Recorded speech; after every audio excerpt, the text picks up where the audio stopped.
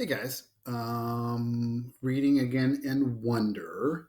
I'm hoping you guys are watching these because I really enjoy doing this. I would rather do it, you know, live, face to face with you. But I'm hoping you're enjoying the books or the read alouds. So remember, this is from Via's point of view still. I think it's not very much further till we switch to somebody else's. Yeah, so we'll read it a little bit further, and this one is October 31st. And remember how that was a big day for Augie. There were some issues at school, so this is Via's point of view from October 31st. Okay, Grant had died the night before Halloween. Since then, even though it's been 4 years, this has always been a sad time of year for me. For Mom, too, though she doesn't always say it. Instead, she immerses herself in getting August's costume ready, since we all know Halloween is his favorite time of year. This year was no different. August really wanted to be a Star Wars character called Boba Fett. So Mom looked for a Boba Fett costume in August's size, which, strangely enough, was out of stock everywhere. She went to every online store, found a few on eBay that were going for an outrageous amount, and finally ended up buying a Jango Fett costume that she converted into a Boba Fett costume by painting it green. I would say, in all, she must have spent like 2 weeks working on that stupid costume. And no, I won't mention the fact that Mom has never made any of my costumes because it really has no bearing on anything at all. The morning of Halloween, I woke up thinking about Grands, which made me really sad and weepy. Dad kept telling me to hurry up and get dressed, which just stressed me out even more, and suddenly I started crying. I just wanted to stay home. So Dad took August to school that morning, and Mom and I could stay home, and the two of us cried together for a while. One thing I knew for sure, however, or how one thing I knew for sure, however much I missed Grands, Mom must have missed her much more. All those times August was clinging to life after a surgery, all those rush trips to the ER, Grant had always been there for Mom. It felt good to cry with Mom, for both of us. At some point, Mom had the idea of watching The Ghost and Mrs. Muir together, which was one of our all time favorite black and white movies. I agree that that was a great idea. I think I probably would have used this weeping session as an opportunity to tell Mom everything that was going on at school with Miranda and Ella, but just as we were sitting down in front of the TV, the phone rang. It was a nurse from August's school calling to tell Mom that August had a stomach ache and should be picked up. So much for the old movies and the mother-daughter bonding. Mom picked up August, and the moment he came home, he went straight to his bathroom and threw up. Then he went to his bed, pulled the covers over his head. Mom took his temperature, brought him some hot tea, and assumed that August's mom role again, Via's mom, who had come out for a little while, was put away. I understand, though, August was in bad shape.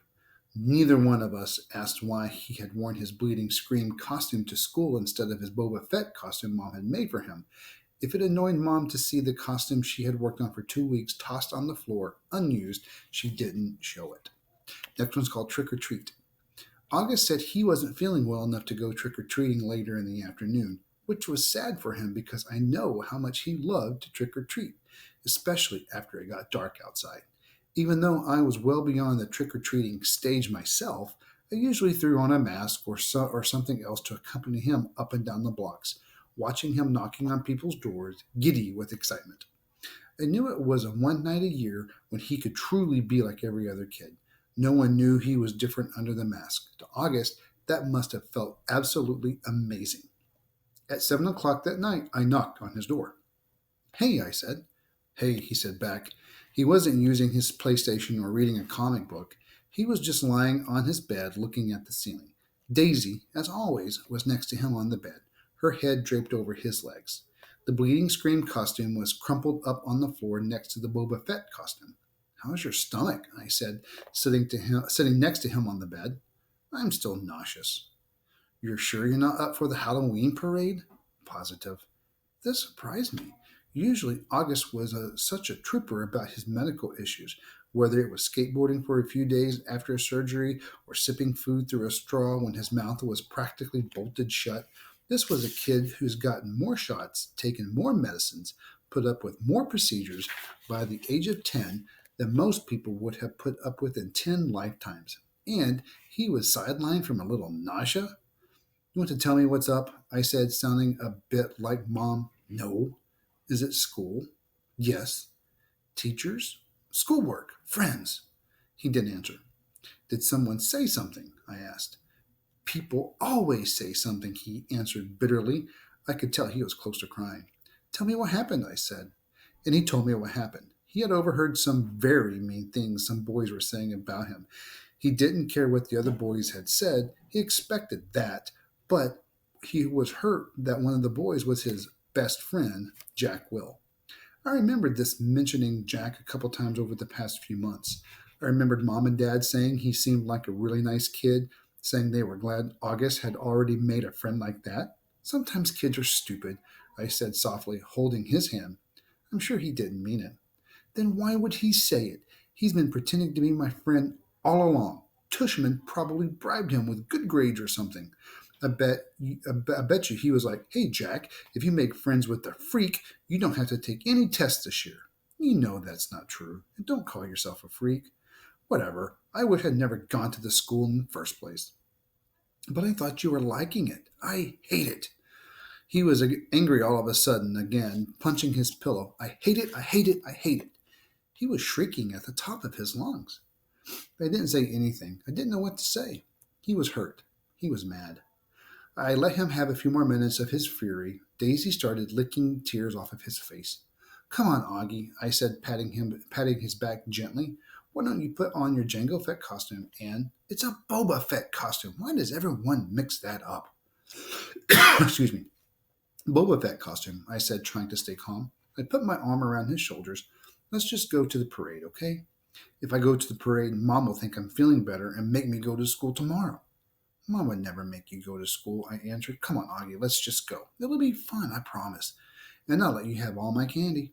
He didn't argue. He got out of bed and started putting on his Boba Fett costume. I helped him adjust the straps and tighten the belt, and by the time he put on his helmet, I could tell he was feeling better.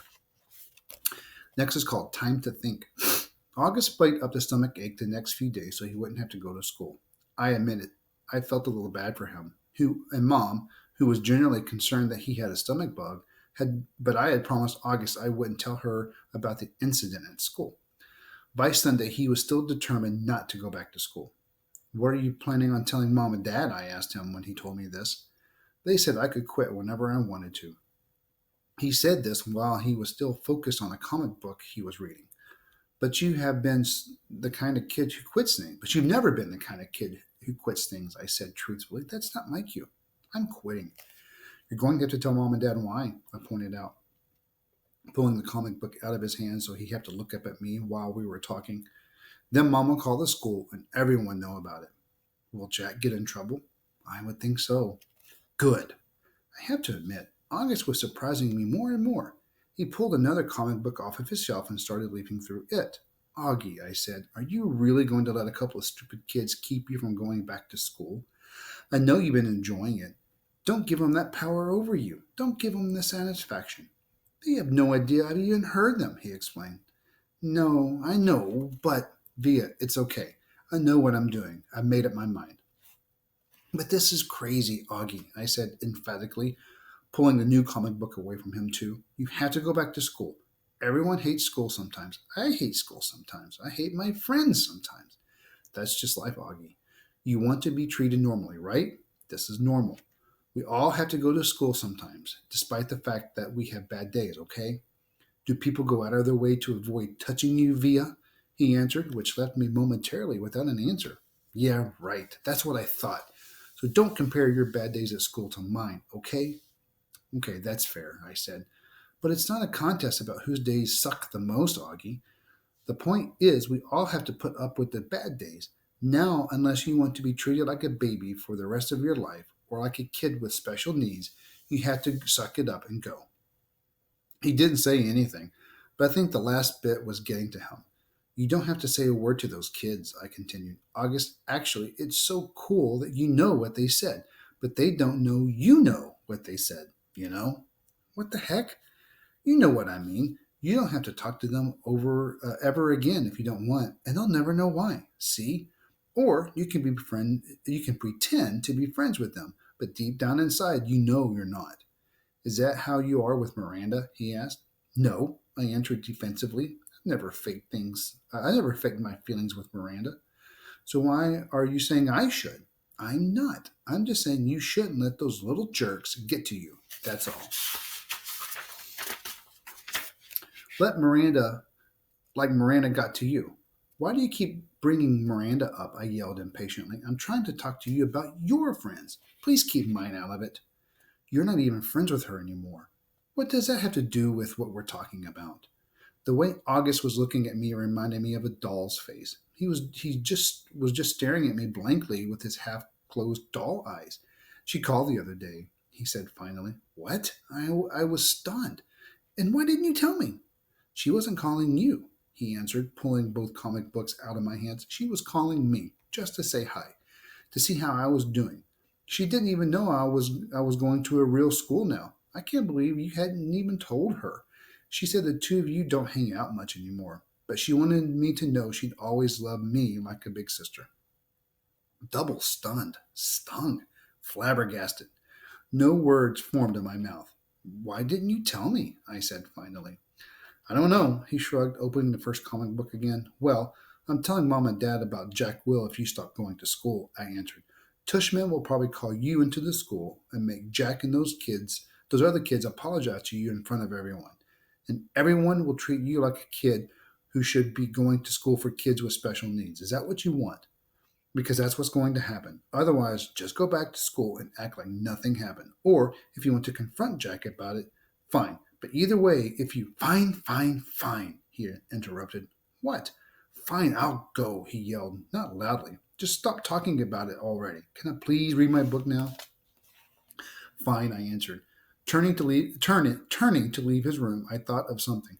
Did Miranda say anything else about me? He looked up from the comic and looked right into my eyes.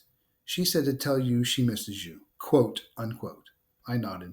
Thanks, I said casually, too embarrassed to let him see how happy that made me feel.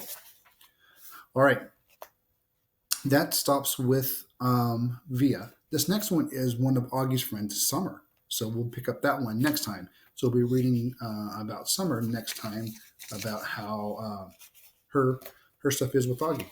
All right. So thanks for watching, and we'll talk to you guys soon.